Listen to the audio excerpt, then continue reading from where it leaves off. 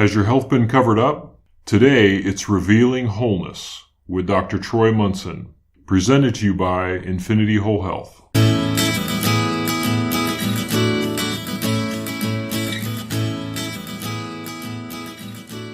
Do I look like I eat whipping cream?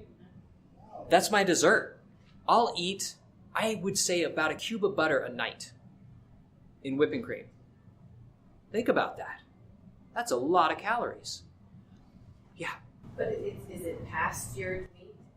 It is pasteurized, unfortunately. And they're pastured as in yes. out in a pasture. Yes, it is. And I have a source of raw cream, but it's a ways to drive to get it. And they don't always have it. But I will go organic in the stores, and get as grass-fed as I can get. And so from that standpoint, I love that particular fat. It is phenomenal for you. And people freak out. They're like, and my wife is like, the children are just eating butter. That's all they're eating. They're not even putting it on anything. I said, it's okay. You like butter that much? Yeah. And so the fats become really important to us because those same fats actually carry a lot of our minerals around. Calcium into the muscles for muscle cramps, for your heart to pump. That's all calcium and fats. The heart wants to use saturated fat first above any fuel source. We are not sugar storers, by the way. We convert our sugars to triglycerides to store. So as we look at our bodies, we're fat stores. That's what we do. And we burn fat really well when we remove sugar from the diet.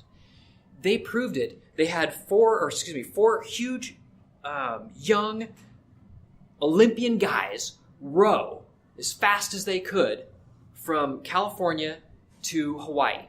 And they broke the record, all four of them. But a two-man beat them by hours. And one was a woman. It was a husband and wife team. Beat those four big guys rowing.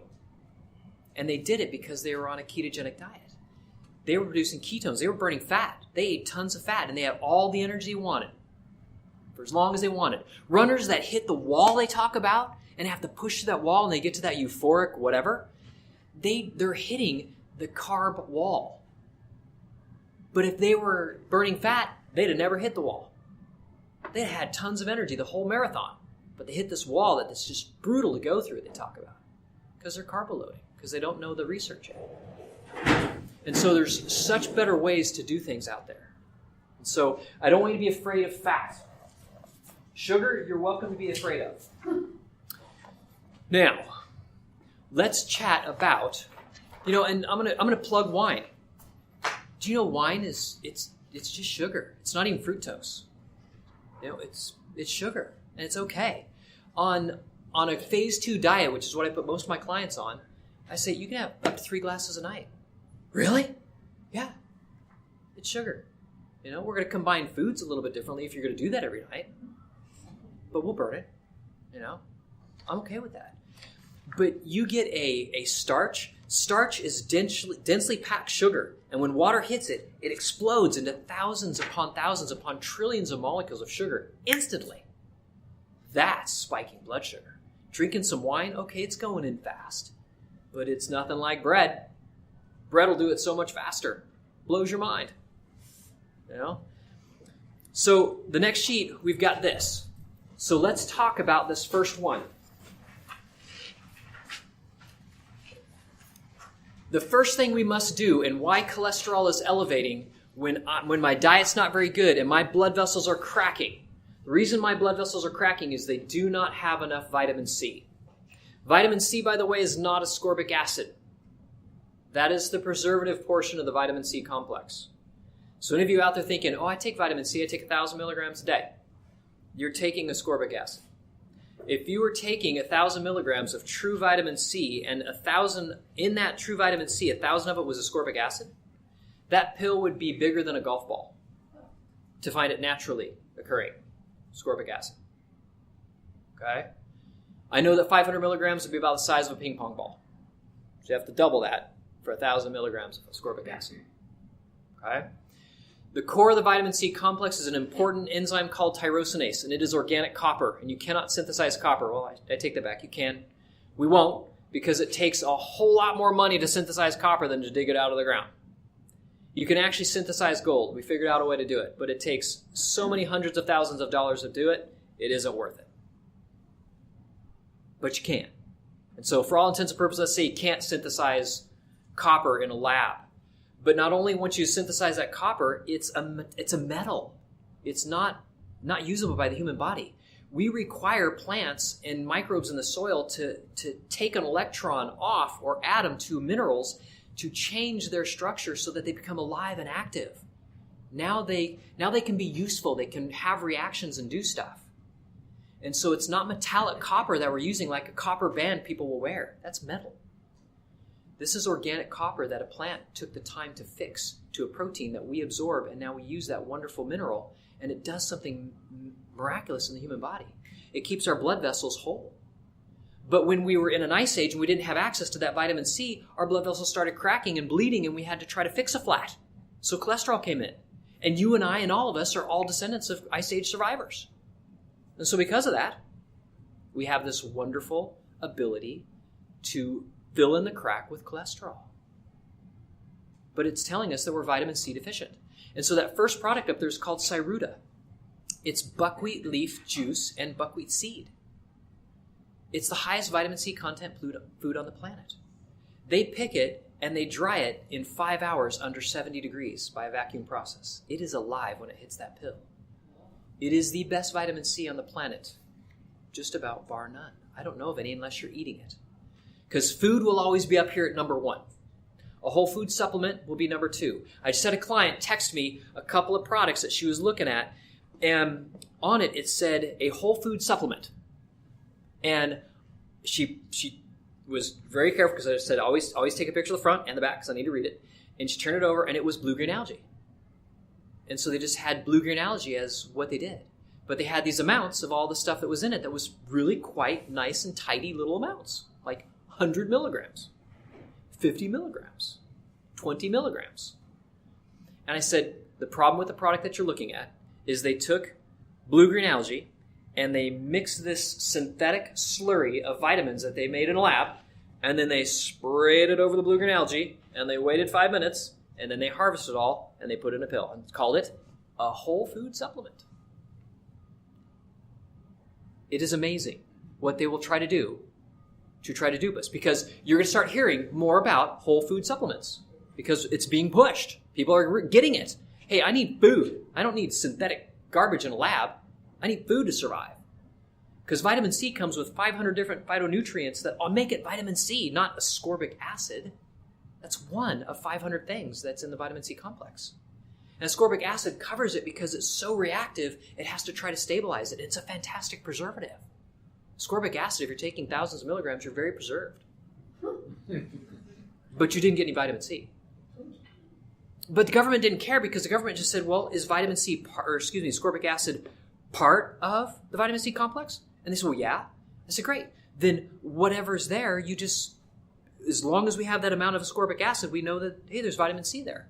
And the lab said, hey, we could just synthesize ascorbic acid and call it vitamin C and nobody will know the difference. And make billions. And they do. How many people in this country take thousands of milligrams of vitamin C, ascorbic acid, every day? Millions. They make ascorbic acid now in China, and they're the biggest buyer of fructose, and they mix it with hydrochloric acid, and now comes ascorbic acid. That's how it's made. Genetically modified corn syrup. So most of the vitamin C you're taking is actually genetically modified even. And I think I'll even read on the labels that it says it's not. I'm like, I don't know how you can say that, when I know darn well it probably is. But this is out there. And so Cyruta goes in and starts supplying all those phytonutrients to our blood vessels, and the blood vessels start to heal and knit tissue together and do what they need to do. Because all those minerals are what we use as cofactors, so the minerals become really, really important. Every vitamin has a cofactor or a mineral that makes it run correctly. So just to take thiamine mononitrate, which is vitamin B1, it's irrelevant in that form. It doesn't come with its cofactor because they made it in a lab out of coal tar.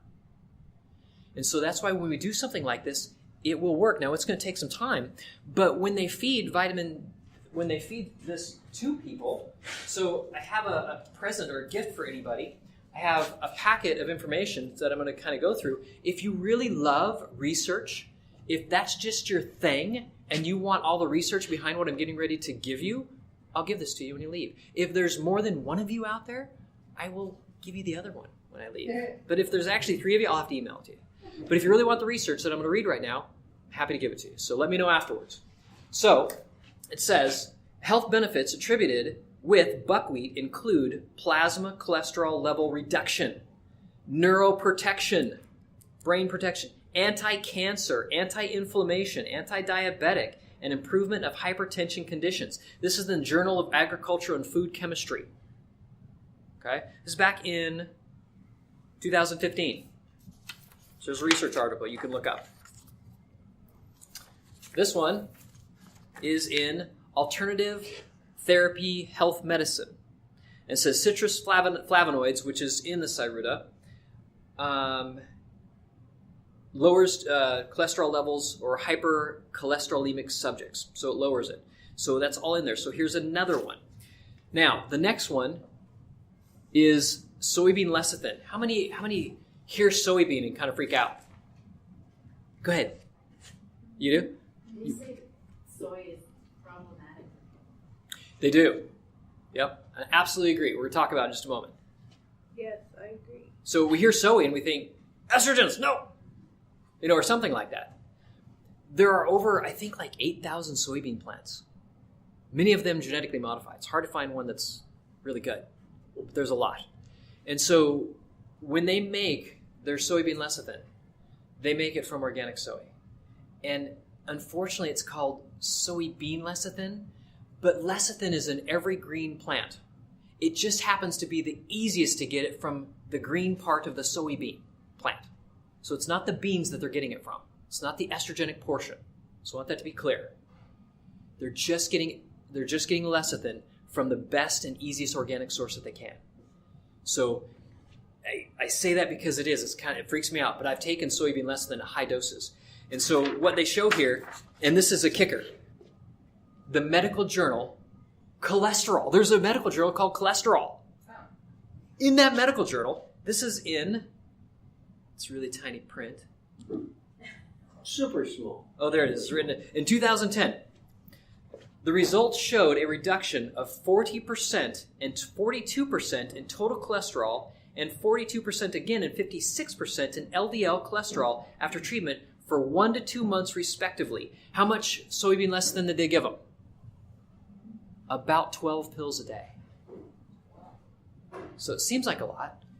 But what soybean does is it's a transporter. It takes the cholesterol out of the blood vessels and carries it to the liver. That's its job.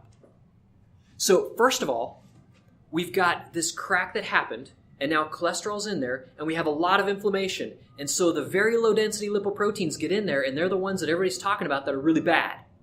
And they are. And so Cyruta goes in there, or buckwheat leaf juice goes in there, and now starts healing all that from the ground up, and now all that starts coming out, and soybean lecithin now takes it and gets it to the liver. Now the liver gets it and says, oh my gosh, this is a lot of cholesterol. And what it does is it grinds the entire bile channels to a halt. What does it feel like to not have our bile channels flowing through our liver? Not good. Not good. We get migraine headaches. We get constipation. Our bowels hurt. We don't feel good for anything. And so it's why the third bottle is on the bottom. Because most people, I find, need beta food. And what it is it's beet, greens, and beets. It's what it is. It contains a wonderful B vitamin called betaine that thins bile channels. And that betaine, when it thins those bile channels, the bile flows into the gut, which is a lubricant for the gut, and it cleanses the gut, but it also, everything in our blood sticks to the bile and now gets into the gut, and we detoxify. And now I have headaches that go away. I feel better. I feel more mentally clear. Beets naturally have NO2, which was really a hype about 10 years ago because everybody wanted NO2.